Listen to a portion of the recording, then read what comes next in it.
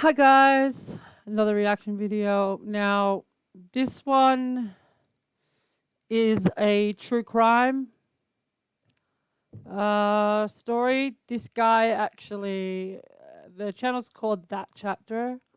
However, he he is quite humorous. He's very comedic with murder cases. However, he never makes jokes about any of the victims or any of the deceased. He only makes funny little snide, sarcastic jokes about the people involved in said murders and that. A lot of people don't like his content because he makes humor of um, dark circumstances. However, he does it in good taste. Um, Absolutely love him. His name's Mike. Hope you enjoy it. I love this channel. I've been binge watching a lot of his stuff. However, I haven't watched this one yet. It's called The Los Cruces Bowling Alley Massacre by That Chapter. Go give him a like. Go subscribe. He's at 1.41 million now. Wow. When I started watching him, he was just below 1 million. That's awesome. All right. So give it a like. So without further ado-dah diddly day, as Casper says, if you know who Casper is, then you know where that comes from. Let's begin the video. Might need to put this up here actually.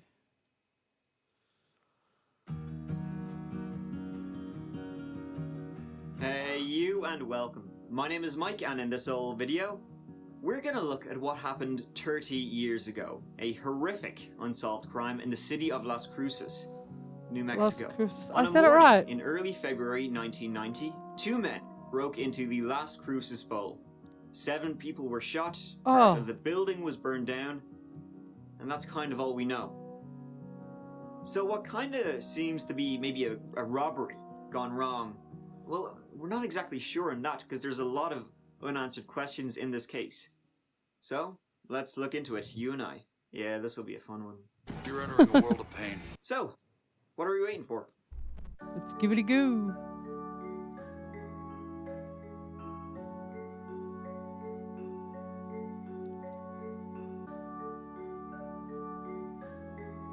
Las Cruces is a city in southern New Mexico, the second largest after Albuquerque. It's about 41 miles from the Mexican border. Today it has a population of just over 100,000. Back in 1990, it was roughly half that. Our story takes place at 1201 East Amador Avenue, located more or less in the center of town. A good old bowling alley. On the morning of February 10th, 1990, it was a Saturday, so busy day ahead. 34-year-old Stephanie Senek arrived at the Las Cruces Bowl to set up for the day. She was the manager of the place and was also the daughter of the bowling alley's owner, Ronald Senek. She's so Coming beautiful. in with Stephanie this morning was her 12-year-old daughter, Melissa Rapace, as well as Melissa's friend, 13-year-old Amy Hauser. Oh my god. Melissa and Amy, although they were quite young, they would supervise the bowling alley's daycare center. It was 8 a.m. Stephanie was in the manager's office getting documents ready for the day, checking the receipts from last night. Just preparing to open. They opened at 9 a.m. And Melissa and Amy, they were just hanging out with Stephanie, roaming around the place, hanging out in her office. Also in the building was Ida Holguin, the cook. She was there preparing the kitchen and getting snacks ready for the day. Bowling is hungry work. You know, that's just like your opinion, man. At around 8:15 a.m., Stephanie's brother Steve, he popped by. See, he had been working there, he also worked there, and he had been there the previous night. And he had left his backpack there, so he just popped by. Let me get it. When he arrived to get his backpack, he was surprised that the front doors were open. Stephanie had left the front door open. And he actually said this to Stephanie as he was getting his stuff. And when he was walking out, he saw 2 Hispanic men walking towards the front of the building. Shit. One of them carrying a briefcase. And this is when the shit hits the fan. At around 8:20 a.m., these 2 men stormed into Las Cruces Bowl. Neither of them were wearing gloves or a mask. They obviously didn't give a shit if they were recognized or not. Both of them were armed with handguns. and the two men forced the four women, Stephanie, Melissa, Amy, and Ida, into the manager's office.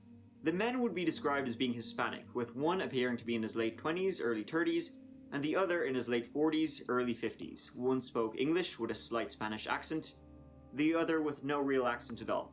They demanded the women to lie on the floor. Now, they said they'd let them all go Oh, if come they got what they on. were after, which is weird because they Fucking didn't really pieces give a of shit shit. about being seen. I guess that's a hint that they weren't. Yeah, like, that's true. If ever somebody is kidnapping you, or if anybody is like assaulting you, or they've got a gun, all that stuff, and they take either their balaclavas off or their masks off, that means they're gonna kill you, because you've seen what they look like. So I gotta stretch. You've seen what they look like. So I was always taught, if they show their faces, they're gonna kill you, because you already know what they look like. Yeah. So your best chance is to fight. Sorry, my back's sore. Your best chance is to fight, because if you don't, you're gonna die anyway. As soon as they see your face, you're gone. As soon as you see their face, that's it. Like, they're planning on not letting you live. Weird because they didn't really give a shit about being seen. I guess that's a hint that they weren't staying in Las Cruces for long. The border was about an hour's drive away. So the two lads, they started looking around the office, as if they were looking for something in particular. And when it appeared that they couldn't find what they were looking for, they then decided, hey, the safe, that looks alright, let's get it. Stephanie, the manager, was the only one with access to it. She opened it for them, and they took what's estimated to be between $4,000 and $5,000. Though, interestingly, they didn't take all the money that was in the safe. It's as if the robbery of the safe, which you would think would be the main thing, was almost an afterthought. I guess they still couldn't find what they were looking for. Regardless, the two guys, they gathered up all the cash. They were getting ready to haul ass when something happened. 3 people walked through the front door. Stephen Terran, the 26-year-old mechanic at the bowling alley, along with his daughter and stepdaughter, 2-year-old Valerie and 6-year-old Paula.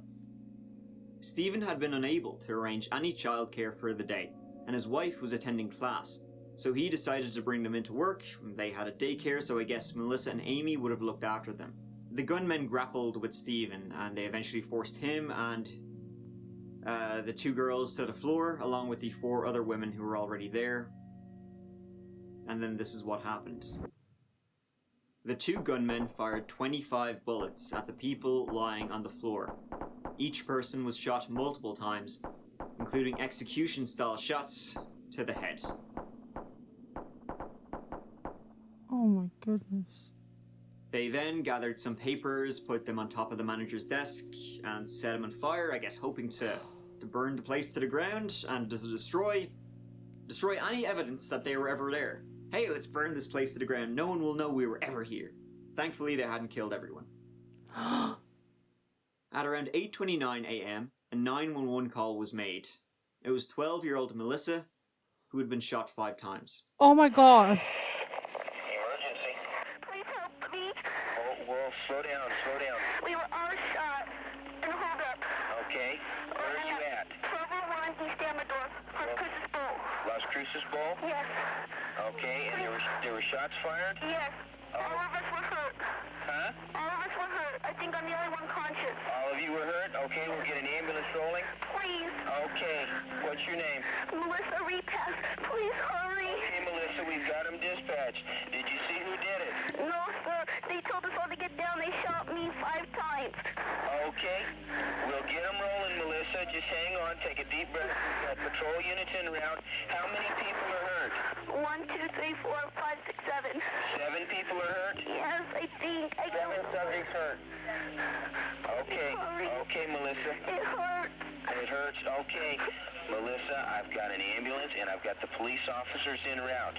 They'll be with you just shortly. Okay. Okay. You didn't see what any of the men were wearing? All of our money. You didn't see what any kind of the men were wearing or anything? No. Nothing, huh? They just walked in? Uh-huh. Do you know if they were black men, white men? One black men. They're both black. Two black men? Yeah. Okay. No, they've left. Two black male. Please hurry. Oh, the breathing. Okay, okay. It's okay, Melissa. Oh, you can hear the labored breathing. There's a fire? Right on the desk. They're gonna burn us up. Are the men still there? I don't know.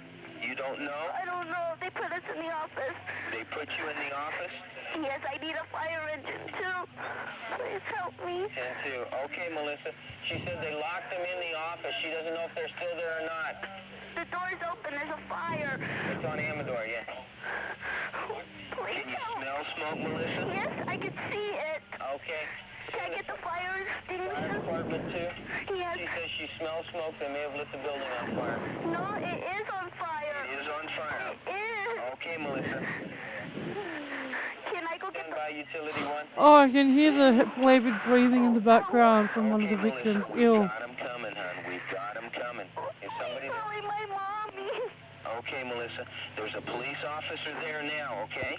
There is? Yes, there is. He's going to try and find you. God. We're in the office. Emergency services arrived at the Las Cruces Bowl in about a minute, and thanks to Melissa's actions and quick thinking, herself, Stephanie, and Ida managed to survive. Oh. But Amy, Stephen, and Paula were all pronounced dead at the scene, Oh, and Valerie no. died shortly after she was rushed to hospital. Oh.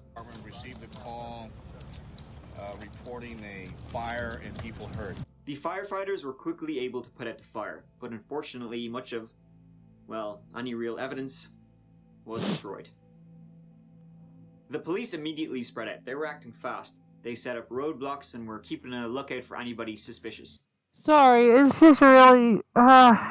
Usually his stuff is like funny stuff, but this when children are involved, children and animals. That's it for me. Like really? God damn it. Yeah, children and animals. No, I have a soft spot. And though Melissa described fast, they set up roadblocks and were keeping a lookout for anybody suspicious. And though Melissa described on that 911 call we heard as the two guys being black, she later said that they were Hispanic. The police then coordinated with Border Patrol to help, set up roadblocks and that kind of stuff. Thought that they may be trying to escape down Old Mexico Way, which is not too far from Las Cruces, and the two guys were Hispanic. And so, as I said, the crime scene didn't really give much of anything. The two men were primarily in the manager's office, and after a fire combined with water from firefighters, there goes anything that could help you identify evidence, who the shit they were. They did find one person nearby who claimed to have heard them gunshots, and another who said they saw two men running from the bowling alley at about 8:30 when Melissa was calling 911. And of course Stephanie's brother Steve, who saw the two men walking nearby. And his description of the two men he saw would give the police their sketches. A short time later, Steve was asked to come to a police roadblock, where a van had been pulled over just outside Las Cruces. Other witnesses led the police to believe the two men legged it in a van. Inside the van that Stephen was asked to pop by to were four men, who had thousands of dollars in cash on them. Steve, well, he couldn't identify any of the men as being the ones he had seen earlier, and they were allowed to leave. Ida would say that when the gunmen appeared, they seemed startled by the number of people in the bowling alley. Either they thought it might be empty, or they certainly weren't expecting Stephen and his two daughters to walk in the door. She was able to confirm Steve's descriptions, and she actually told the police she had seen them a couple of times before at the bowling alley, snooping around. Melissa, Ida, and Stephanie would all say it seemed like these two guys were looking for something more than whatever was in the safe. That wasn't their target, that just happened to be there. There was something else in the bowling alley that they were there that morning to get and were, I don't know, I guess prepared to kill for it. Didn't seem like they found it though. So, rumors began to spread. Was this linked to organized crime, cartels, drugs? And the police began looking into the owner of the bowling alley, Ronald Senek. He had been in Tucson, Arizona, on a weekend golfing trip when the crime took place. And, get this, he surprised everyone by reopening the bowling alley for business just 1 week later. What? The blood of his daughter, granddaughter, and 5 other people probably wasn't even dry yet. Oh my gosh. But ran into financial problems later that year and sold the bowling alley in a court-ordered auction. The police would look into him again and again and again and again and again, come up with jack shit. They didn't find anything nefarious about him that would link him to this robbery, murder, massacre. In the following months, the police also looked into Ronald's other child, Stephanie's brother, RJ. He was a bartender at the bowling alley, and several tips had been received by police claiming that he was involved in some kind of drug activity, and he did drug deals at the bowling alley. Police did look into this and discovered that he had a cocaine addiction. They also discovered nothing else, at least nothing linking him to what happened. Interestingly, less than a month before the bowling alley massacre, 32-year-old Salvador Lorenzo was murdered in a gas station he worked at in Las Cruces. He opened the gas station at 8 a.m. and 2 customers found his lifeless body in the gas station's office around 10 a.m. $500 were stolen, and he was shot to death. He was shot in the head. His case remains unsolved to this day, but despite some possible similarities, the police don't think it's related. It's a frustrating case with very little to go on. The fact that they were both there at 8 a.m. it's interesting. Stephanie Senek's brother Steve said it was unusual that the door was open, giving the 2 suspects access. It wasn't usually open that early, and they didn't open until 9 a.m. I think this probably gives it more credence that it may have been some kind of inside job, or that at least the 2 suspects knew someone who worked at the place. Pieces of shit. If it was a simple robbery, why didn't they break in during the night? Maybe it also had something to do with the backpack Steve took when he arrived that morning. If so, he's never said, or if there was anything spicy in it, that remains unknown. He claimed he was on his way to class when he got it, but it's a weird coinky-dink that he grabbed it right before they showed up. Likely seconds before. Though then again, they would have seen him walk out of the bowling alley with that backpack, bag, yeah. So you would think that if that's what they were after, they would have just grabbed it then. Yeah. The story obviously did get a lot of coverage in local and some national news, but that was it. 20 years have come and gone, but Idaho Jean's haunting memories linger every day. It's still there. I mean, I think of it from when I wake up to when I go to sleep. The Las Cruces bowling alley massacre remains unsolved to this day.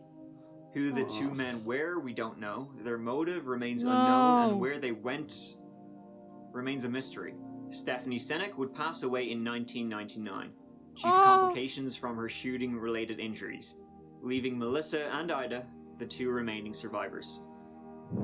Cruces bowling alley shooting remains one of the worst crimes ever in our state's history. The business has since been closed for over a year, but officials are hopeful that the 30-year anniversary will bring new tips. Throughout the years, our investigators receive calls periodically on this, and we investigate. We still know that there's somebody out there.